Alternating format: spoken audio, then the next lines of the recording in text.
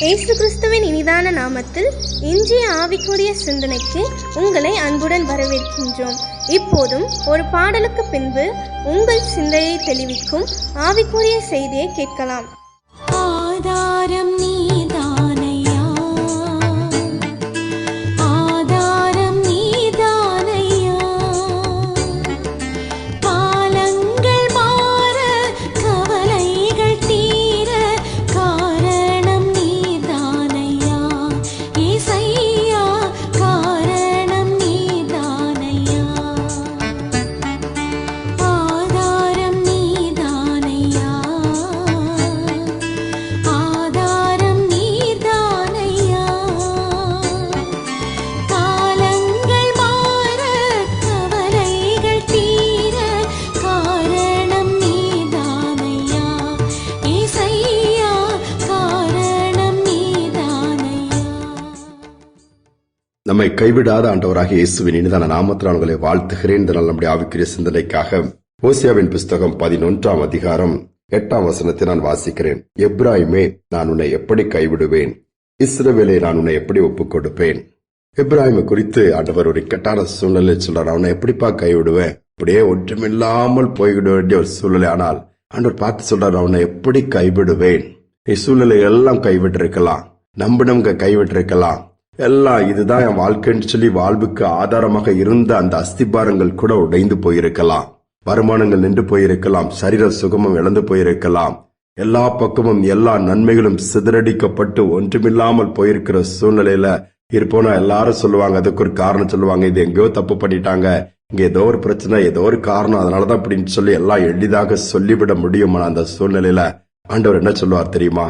மற்றவங்க எல்லாம் உதவி செய்ய முடியாது, எங்களுக்கு வாய்ப்பு இல்லப்பா, எல்லாம் கைவிட்ட பின்பு ஆண்டவர் சொல்லுவாரு, இல்ல நான் உன்னை எப்படி கைவிடுவேன்? நான் கைவிடவில்லை. சூழல் எல்லாம் விரோதமாக போயிருக்கலாம், எதிராக வந்திருக்கலாம், காரியங்கள் முடிந்திருக்கலாம், முடிந்த பின்பும் கர்த்தர் திரும்ப தூக்கி நிறுத்துகிறவர். தானியேலுடைய சம்பவத்தை தானியேல் புத்தகத்தை பார்க்க, சிங்கக்கபியில போட்டுட்டாங்க, எல்லாம் நினைச்சாங்க முடிஞ்சு போச்சு. ஆனா சிங்கங்கள் பீறி பட்சித்து ஒன்னு இல்லாம போயிருக்கோம் அப்படின்ட்டு. ஆனா தானியேலை சிங்கங்கள் தொடல, அது யாருக்குமே தெரியல. அடுத்த நாள் காலையில தான் அது ஒரு பெரிய செய்தியாய் மாறுகிறது. ராஜா காலையில போய் நிற்கிறாரு, தானியேல் உயிரோடு இருக்கிறார், வெளியே கொண்டு வருகிறார். சத்துருக்கள விரோதம் அலுமினவங்களை உள்ளத்துக்கு போட்டாங்க, எல்லாரையும் அந்த சிங்கம் காலி பண்ணிடுச்சு. யோசித்து பாருங்க, ஆண்டவர் எப்படி கைவிடுவா? சூழ்நிலைகள் காப்பாற்றுவதற்கு வழி இல்லாமல் போய்விட்டது, ஆனால் கர்த்தர் தானியேலோடு இருந்து காப்பாற்றினார். அதே போலதான் நம்முடைய வாழ்க்கையிலும் எப்ராயிமுக்கு சொன்ன அதே வார்த்தை, நான் உன்னை எப்படி கைவிடுவேன்? கர்த்தருக்கு பயந்த ஒரு அருமையான குடும்பம், பிள்ளைகள் உண்டு. அதுல எல்லா பிள்ளைகளுக்கும் திருமணமாகி வாழ்க்கை செட்டில் ஆகும்போது ஒரு பிள்ளைக்கு மட்டும் திருமணம் ஆகவில்லை. பார்ப்பதற்கு ஆண்டவருக்கு பயந்து நல்லா நடந்த ஒரு பிள்ளை, ஆனால் பார்ப்பதற்கு அந்த அளவு ஒரு ரூபமாக அழகாக இல்லைங்கிறதுனால நிறைய மாப்பிள்ளை வீட்டுக்காரங்க வந்து ரிஜெக்ட் பண்ணிட்டே போனாங்க. ஆனா இந்த பிள்ளை இந்த விதத்துல கவலைப்படல, ஆண்டவரை சார்ந்திருந்தால் வயது தாண்டி போக ஆரம்பித்தது. நம்முடைய பெற்றோர்களும் சோர்ந்து போய்விட்டார்கள்.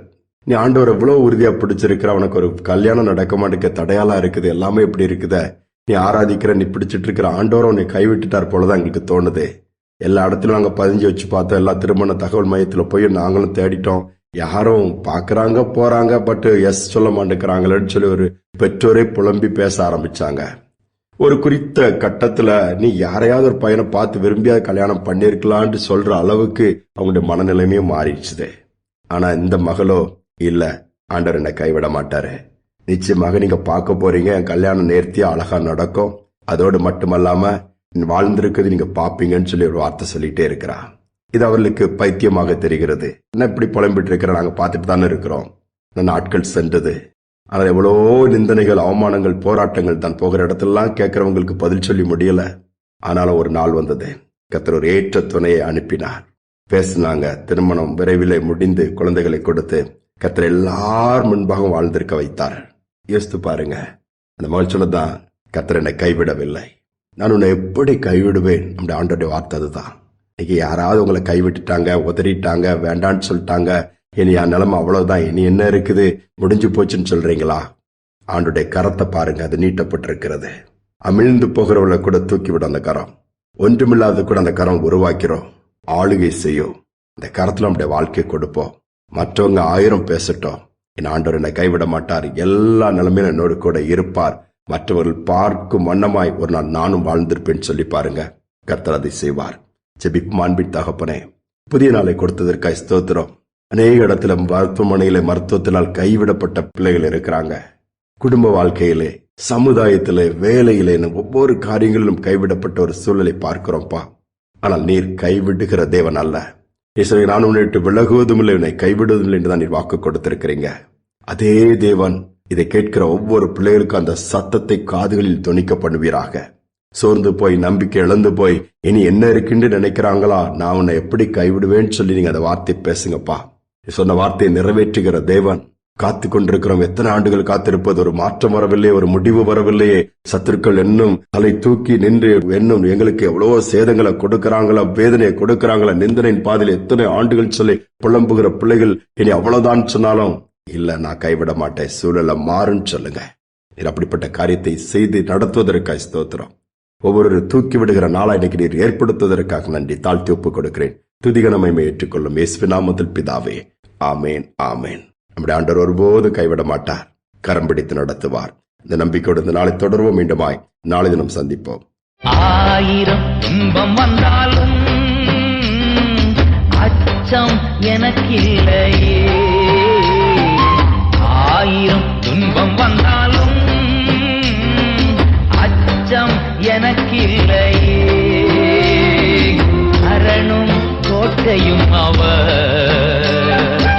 அரணும் கோட்டையும் அவர், அத்தனையும் தகர்த்திடுவாரே, அவர் அத்தனையும் தகர்த்திடுவாரே.